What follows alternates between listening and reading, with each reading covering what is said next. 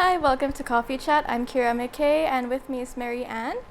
Hello, everybody. And today we're gonna talk about interracial families. As someone who's been in that world my whole life, basically is my life, and Mary Ann, was married to a Canadian. Yeah. Yeah. And I guess we could start with a very basic topic of how did you guys meet and that kind of stuff. Oh, for sure. Yeah, that was a funny story. I just got hired at Safeway at that time, and we were working at Safeway, and he was my trainer. And then some guy was kind of bugging me and kind of tried to save me from that. And then, yeah, it just started from there, and we just teased each other, or he was giving me a ride home, and next thing we know, that was it. We started a family, got pregnant, got married, and yeah, we have 2 children, beautiful children. And that was in Nipawa that you meant, like Safeway here, or was it? No, that was back in Winnipeg. So I came to Winnipeg in 2009, and shortly after that, that's when I met him. It was like a whirlwind romance. His mom actually it was a funny story. His mom was telling, yeah, get to know each other for a year, get married after a year, and then have family after a year. But for us, it was like, okay, get to know each other for 3 months, get pregnant after 3 months, and then got married after another 3 months. So it was really a whirlwind romance. Would you say that was a good thing that it happened quickly, or was it probably something you wouldn't want to ever have happen again? Well, I guess you'll know when it's time. And at that time, I was ready to settle down. I was ready to have family, to have children, and I guess at that point he was too. He's a little bit younger than I was at that. Well, I'm until now He's still younger than you. Yeah, so he's like 5 years younger than me. But I guess at that time, our world kind of meant that we were both ready to have children. Yeah. And what were some things that you found was difficult, maybe culture, religion? Were you both the same religion? No, and that's the thing. He was raised Jewish, and I was raised Catholic. Yeah. He was not practicing, but I was active at the church when I was in the Philippines, but it was a little bit different when I got here to Canada. But sometimes we would attend service, like the mass, and the kids were baptized in the Catholic Church, and the goal was let the kids choose whether they want, which religion they want to practice. It was never really an issue with us. I guess the most that I would say the struggle was when it comes to food, and how Filipinos love to eat food, and we eat a lot of different kinds of food, and he was meat potato guy. And him being Jewish, I guess he grew up not allowed to eat pork. But when I met him, he was eating pork already at that time, or bacon at least. So yeah, that was a little bit of the struggle when it comes to food, and even with the kids. They're meat potato guy, and they just like their chicken nuggets. Yeah. So I can relate. My dad growing up, I'm the type of person who I'm picky, but not in a only bland food or only what's more white targeted type food. My dad there were things he didn't like. Sinigang, I think. Yeah. Gizzard. There are a lot of foods that I like that I couldn't have when he'd be home, because my mom would cook. Because my dad has a lot of problems. He still has problems. And my mom would kind of have to do things to keep him, satisfied. Yep. Which meant whatever I wanted, that gets neglected to keep my dad from getting angry. Right, which meant I didn't get to eat a lot of foods I liked unless he was away working, because he works in the oil industry. Yeah. Which meant he was gone for 3 months at a time. So during those periods, everything's happy. I can eat what I want. Yeah. Yeah. So it's nice that they kind of got to pick their own where they want to go with religion, and that is that for most customs? Did you just let your kids decide how they're gonna approach it? Yeah, and I guess because I have nothing against every other religion, right? So it's a personal choice. Yeah. But when they were young, they don't have that kind of choice, right? So until now they're only 15, and he's gonna be 12, my youngest. So I don't think they are at the age that they will decide which religion they wanna have. But if the time comes, we're open. Yeah. Yeah. Okay, now I want to ask why you and your former husband separated. Like, was it because of cultural differences or Yeah, in the beginning, I thought it wasn't a big deal, like the Yeah. cultural differences, but I think that played a part why the marriage didn't work out. He's a good person, he's a good father. Half of it is the cultural differences, but the other thing too would be some personality differences, or like he's kind of laid back guy, he's content, and I'm the other spectrum, which is I'm very energetic. I can't sit still. I need to be doing something all the time. I'm ambitious. I need to do a lot of things, and just like a lot of the Filipinos or immigrants in Canada, well, a lot of us, when we come here, there's the goal that you Yes. wanted to have a better livelihood, make a good life for you and your family. So that really didn't stop for me, right? So, but for him, he's more like a chill guy that, he's content, which is not bad, Yeah. and that's how he was raised and that's how his family was. So, but I guess because it was a whirlwind romance at that time, it wasn't that focused. Yes. So the focus was to raise the babies, make sure they're breathing, Yeah. they're eating the right food, and unlike the Philippines, there's lots of help that you can get. But here, it's not cheap to get help or even family to help because everybody is busy.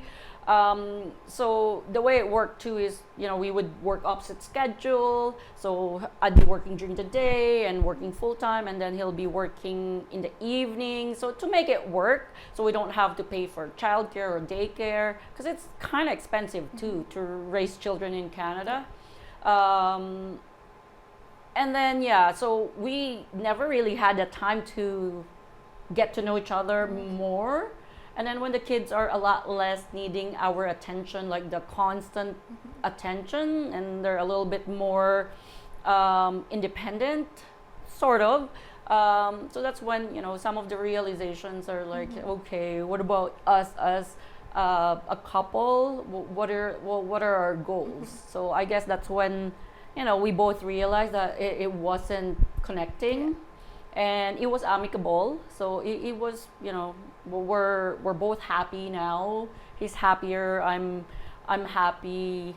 But you never really enter into a marriage knowing that one day that will happen, that's right? true, yeah. So Usually but it's it just did. Yeah, like it's marriage, this is my goal to be with someone. I guess Yeah. you don't see it coming. Like even if in my For current sure, relationships, yeah. like I see a future, I don't see it being like an end, right? You wouldn't Yeah. go into a relationship being like, oh well, I'm not gonna end up with this Yeah, person. yeah, you don't give a timeline, right? So in yeah. 10 years we're gonna end this, right? So yeah. Yeah, in my parents' case, they didn't have that happy or like good ending. They probably hate each other. I mean, it's mostly other than like being cultural differences, like they do have huge cultural differences. It's also that personality, and my dad's just straight up a bad person. Like I can't even say it's that they don't get along. It's just my dad's he's not a good person. Even as a father, I sometimes have a hard time like saying he's my dad or like calling him my dad. It like kind of like there's a knot in my throat to call him my dad because he says and has done things that a father wouldn't do to their kid. It's like you can't call someone your parent after some of the things they said. It's hard, and especially like being half Canadian, half Filipino. There are times like in the Philippines, I remember I once went home from school. I had to talk to my mom, and I was relaying something my teacher told me in Filipino. I just said straight up, like word for word, what my teacher said, and it was in Tagalog. And my dad was paranoid, and he came up. He was like screaming, accusing me of like keeping something from him because I didn't speak to my mom in English.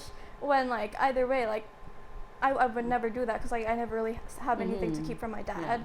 I also know like the consequences of if I were to keep something from my dad, what would happen later.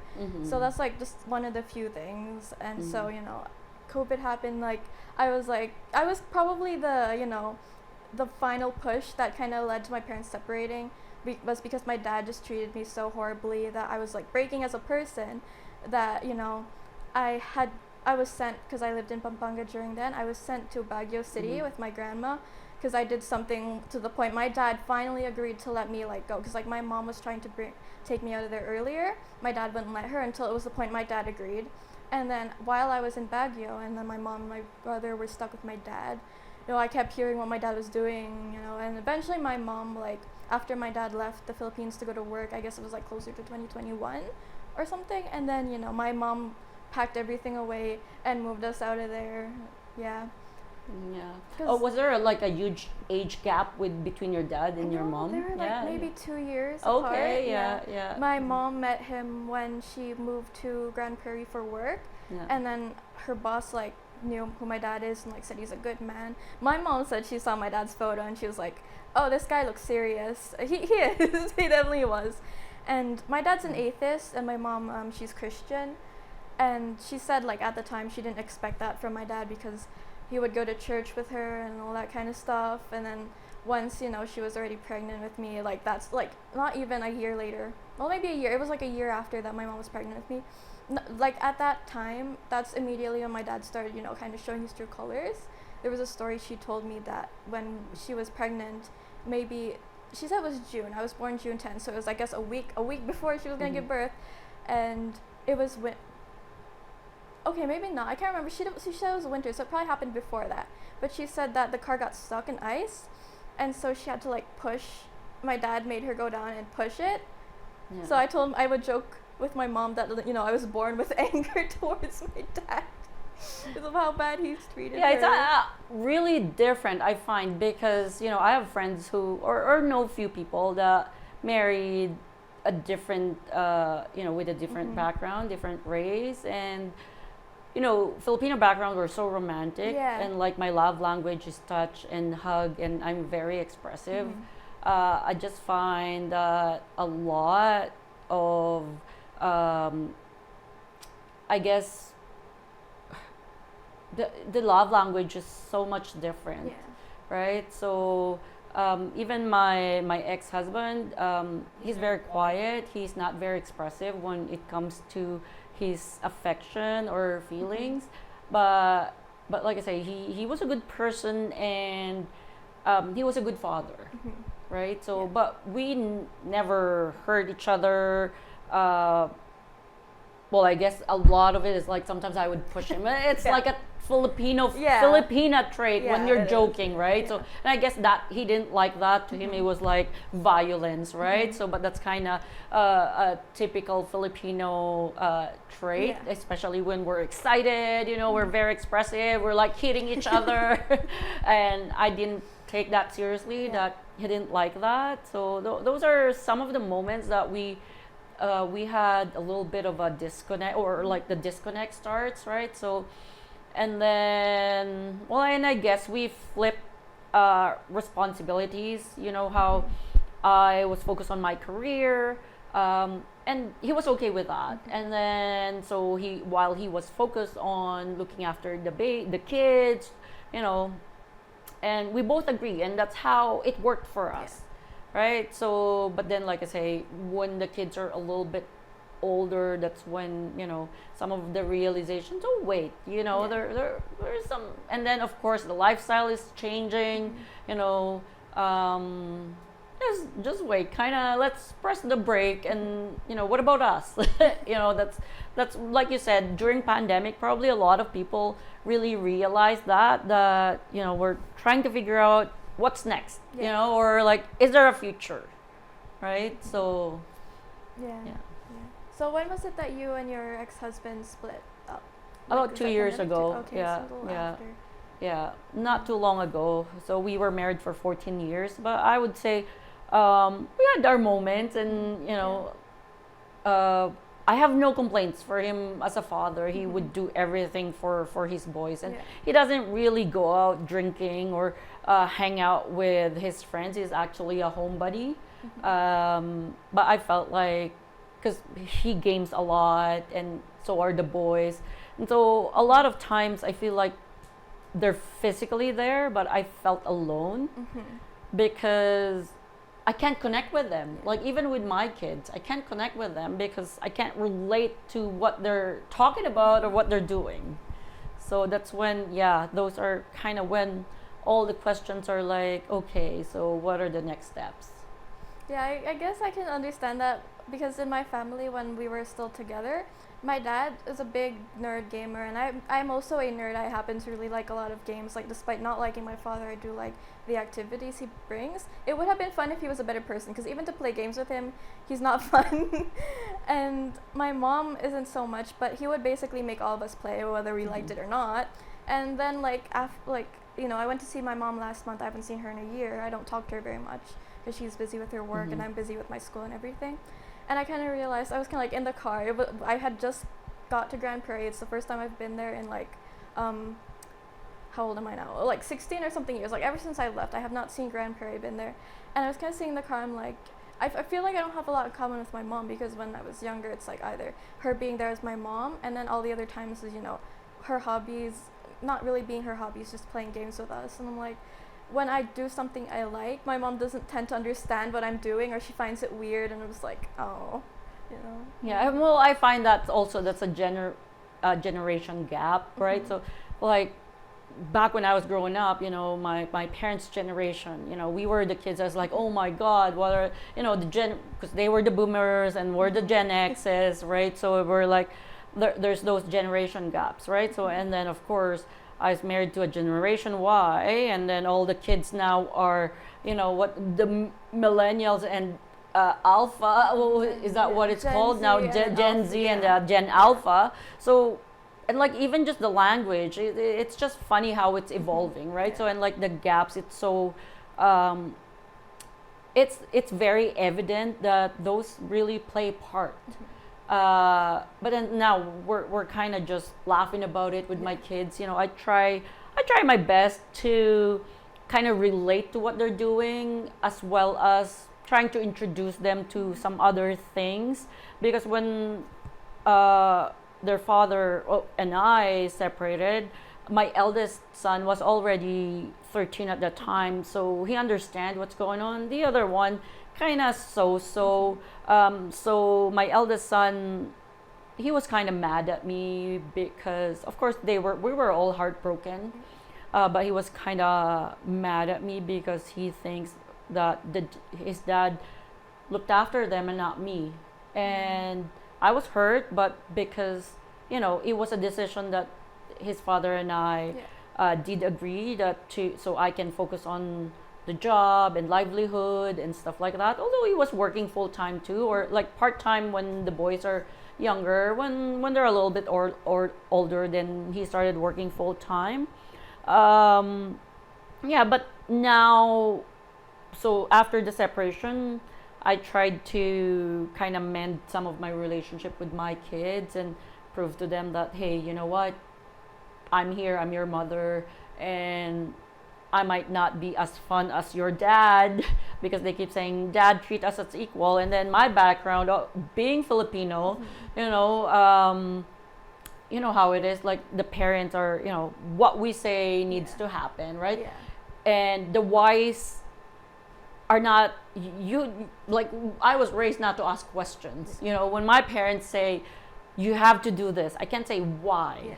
But now the kids, my son, why, Mom, why? Then I have to think about like, yeah, why? And I was like, at some point that I'm running out of reasons. The wise is like, just because I said so, because I'm your mother, Yeah.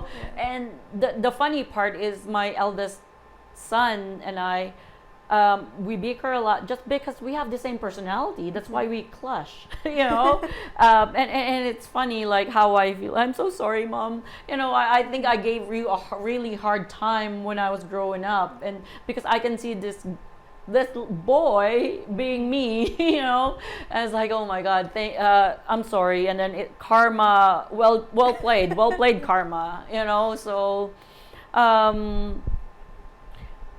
But now I try my best to introduce the boys, outside of the gaming world. Initially, their reactions are always like, no, Mom, we just want to stay indoors and play our games, especially like because we have a 50-50 custody with my ex, so 1 week with me, 1 week with their father.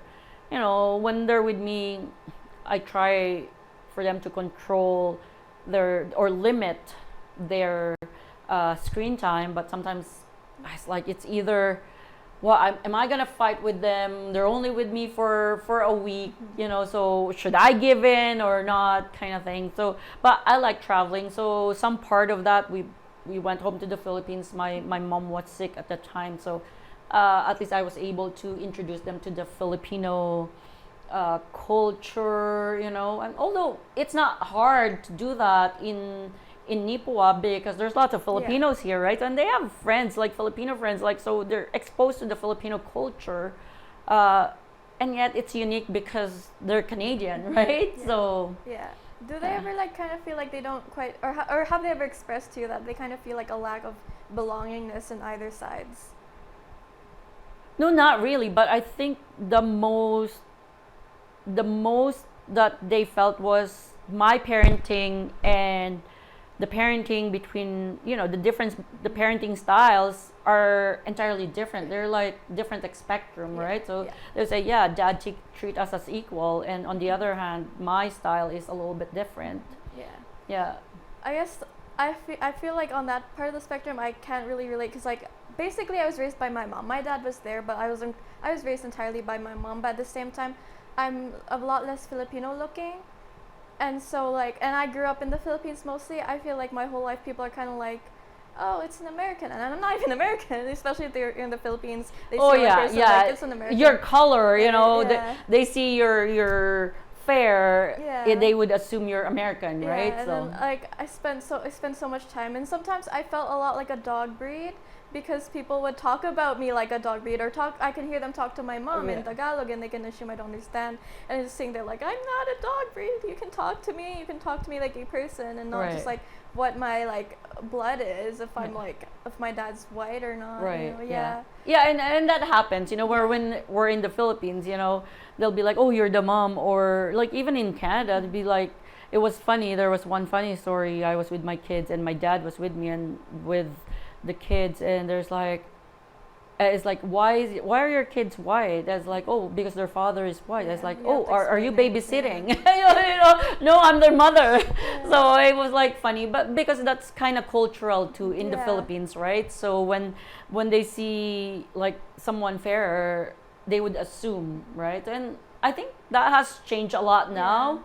But yes, you're right. That's kind of the stigma, right? So, and even when my ex and I were together and we would go to this Filipino community or Filipino stores, it'd be like, why are they looking at me funny? I should be looking at them funny. This is Canada, right? So it's a joke, but it's a reality, right? So it's a reality. And even for me, what's funny is I come here to Nipua, and then I go to a restaurant, and then there's lots of, Canadians there, and then you walk in, and then they look at you funny too, and it's like, wait, so that's kind of, it's, I would say it's the same all across, It's just one of the things that happens. I just wish it didn't, because like especially as a kid, like these types of things, like people don't realize how much can affect children and affect them growing up. So and like one of the other things I found really hard was, my mom didn't teach me Tagalog. I didn't really have any family using Tagalog, because they would use Ilocano, like, and so I would learn from my classmates mostly. And my younger brother, he never picked up speaking Tagalog because he's a lot more sensitive than me. I get angry a lot more often, but I know how to manage it. My younger brother, he is like a lot less more managed with his emotions. Like, he'll get angry, but it's very, very explosive, and he's very sensitive. So while I can speak fluent Tagalog, my younger brother can't, even though he's basically spent more of his childhood there, because he's younger than me. And he told me why is because every time he'd try, he has an accent, and people would laugh at him. Because in the Philippines, they will kind of make jokes if you have like an accent. Even here, people that's point a stigma, out, right? Yeah. And like I get that people tend to do it, but I wish people didn't, because like I managed to kind of ignore it and still learn, but my younger brother didn't, which kind of makes me sad, because if people are a lot less harsh about it, maybe he would have been encouraged to learn. But which is a really good that you were exposed to your culture, right? Yeah. So I guess the difference with my kids is because they were born here, and at home I adapted. Like, I never forced them to speak Tagalog. My ex-husband tried learning some Tagalogs, but really didn't stick. And with the kids, they would know how to count in Tagalog, and like some funny things, but really they never I never really uh, force them to learn Tagalog because I know it's gonna be hard because their father is Canadian. So what it is like when they're talking in English, they don't really feel left out when people are talking in Tagalog. And actually, it's a little bit funny because sometimes when I ask them to say salamat po, and so it's like funny to them, right? So or like it's cute. Yeah. So mostly that's how their experience Yeah. was, and so your experience was a little bit different because Yeah. you were immersed into the culture, Yeah. right? So Yeah, there were like a lot of things, in the Philippines. I guess, I when I first moved to Baguio, like I guess that was probably the hardest part of my life as a kid. I was 8 and I was crying a lot for an 8-year-old because I guess my younger brother was, I guess 6 at the time. If you're in like I guess a more middle age and you get kind of pulled out from where you're from, it's hard. And I didn't really have a support system because as far as I can recall, everyone was just angry at me for acting out, and I was really just a kid that didn't know how to do because I was like pushed into school and I couldn't understand anyone around me, and that's really hard because it's like I feel like I can't talk to anyone. I don't know what they're saying. Yeah. Not like they're all kids too, and some of them aren't really able to converse properly with me. And then the change in food too, because like when I was younger, since I was born in Grand Prairie, I was still eating like more often what my dad would want. And so once I got to the Philippines, that's only when I started eating rice all the time. Because like right now I eat rice every day, but like I only started eating rice all the time when I moved to the Philippines. Like I would complain about it, and instead of kind of like being approached like you would to a kid, I was just getting scolded, and then I started having problems from there on that I still deal with. Like I have anxiety and I pick at my skin all the time. And I feel like it's good when you're able to like provide support to your kids and understanding. Sometimes I wish my parents could have done that. I know my mom tried her best. I got nothing from my dad, but unfortunately, that's a little bit different from my experience too. But because also, I was from Manila. I don't know if that's any different because a lot of the Filipinos in Manila, they really speak English. And the school I went to was a Catholic school. So, and I remember back then we had classmates or like newcomers coming from the States. So, I can see that there's some of that because, a lot of the Filipinos, they feel insecure when they speak in English. It's because they make fun of, right? So it's like, when especially when you try to have a different accent, they'll be like, "Oh my God, you're conyo, it's like you're a show off." So sometimes you kind of just shrink yourself, which you shouldn't be, right? So, but I guess that's again, it's a cultural thing as a Filipino, right? So, and I find because I work at Safeway, and so I work with a lot of different cultures. And a lot of the Filipinos, even when we say, hey, you know what, you need to speak English, they feel so awkward. And so I get a lot of questions from other staff or like the Canadians. It's like, why would they not speak English? It's because that stigma, especially when they're newcomers, they make fun of and they think it's funny. But then in reality, I encourage them just because we're in Canada and that's kind of universal language too, right? So they need to get that out in their system, that stigma. And I'm glad that my kids were exposed to, not exposed to that culture. And so their confidence level, they're comfortable, right? So they're comfortable with their skin, with their language, with everything. It's because probably as a parent, like I exude that comfort. And as far as I know, my ex-husband, although he's quiet, he's confident with himself. So we never made them feel like, because especially we're separated, it's not any different from anybody now. Like it doesn't mean you're together, you're happy. It doesn't mean you're separated, you're miserable, right? So it worked both ways. So whatever works for me could work for other people, or it might not work for other people, right? So I always say, hey, do what's best for you, right? So, and even for my kids, that's what I teach them. Do what's best for you. Don't think of what other people will tell you. That's the last thing that you should be even thinking about.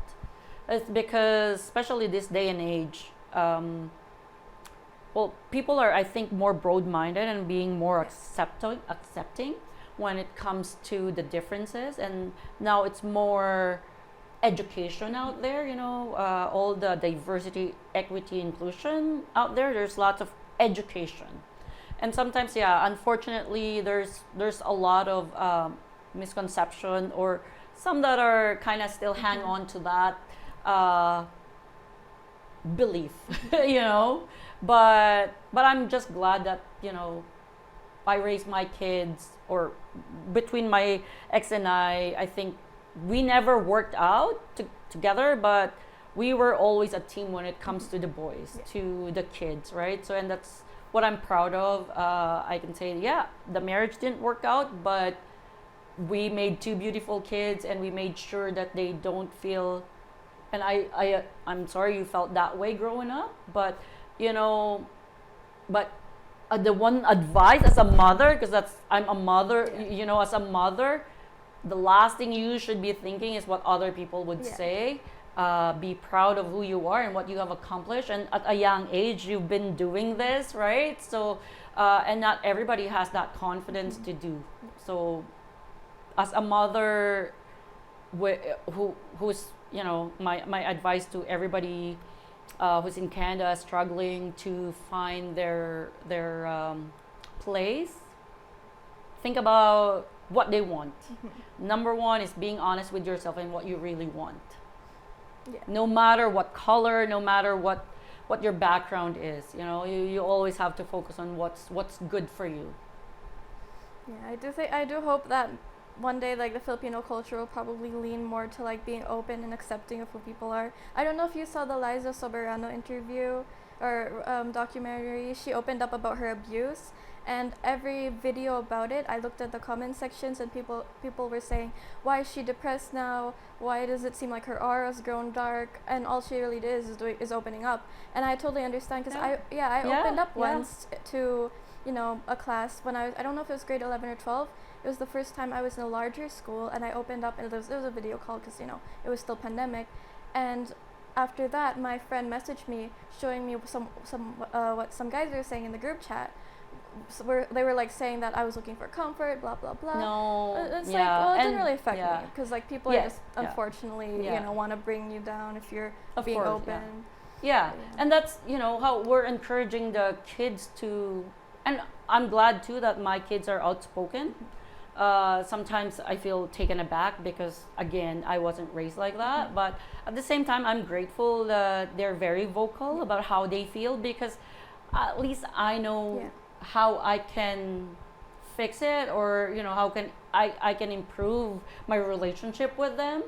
And like I say, you might be in the wrong crowd. If those people are not appreciating you opening up, then you're in the wrong crowd. Find your people. Find the people that would understand you, right? That would value you, because for sure there will be a lot of people out there, right? So at my age right now, I look for quality, not quantity. When it comes to people I hang out, or I keep as a friend and family. So that's how I'm learning, So, and at this age still, I'm learning a lot, and I keep telling my kids, because sometimes my eldest son, he volunteers at the K2, and so I'm really proud of him, and it's a seniors home, right? So I tell him when we're arguing, it's like, ask every single one of the residents there how old they are and if they figured out life. And I said, I'm 46 years old and I'm still trying to figure out life. And I'm pretty sure a lot of them will tell you, I'm 80 years old, I'm 90 years old, and I'm still trying to figure out life. So, everything that's happening could be for a reason, but then I still believe that we make our own bed, Life is what we make it, whether you choose to be sad or happy, or mope around what or like focus on what's the negative.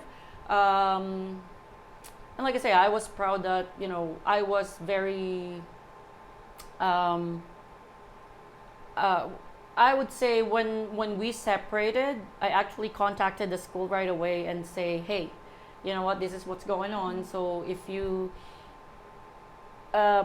the kids you're seeing some changes in their behavior, well, you can intervene or let us know, because we were honest from the get-go. Because I know how difficult that would be, because it's not easy. It's everybody is hurting, and that's normal. Yeah. And that's normal. We were all hurt, but it's also, as we go along, it's making it a lot easier for us. Yeah. So. And I guess that will conclude our topic today. Thank you so much for sharing. Well, thank you too for sharing those information, right? So, because not a lot of people are really brave to share their experience, right? So, I really, really appreciate that too. I have grown thick skin in a way. I want to be vulnerable, but I have to be thick skinned too, because there are going to be people who are going to say something, but there are going to be people who are going to appreciate the speaking definitely. out. Yeah, like a lot of people weren't happy that Liza Soberano talked about, but I was. I was grateful. She has an advocacy to save the children. I think it's great that we all have our advocacies and reasons, to keep ourselves going too. Why we do these things. Why I'm here at NACTV. I want to be able to help people too. And people doesn't see that. All they see sometimes are like all the what social media is showing, and half the time what you see in social media, they're fake. They're not the truth. Right? So well, thank you. Thank you, Marianne, and thank you to our viewers for watching today's coffee chat. Bye.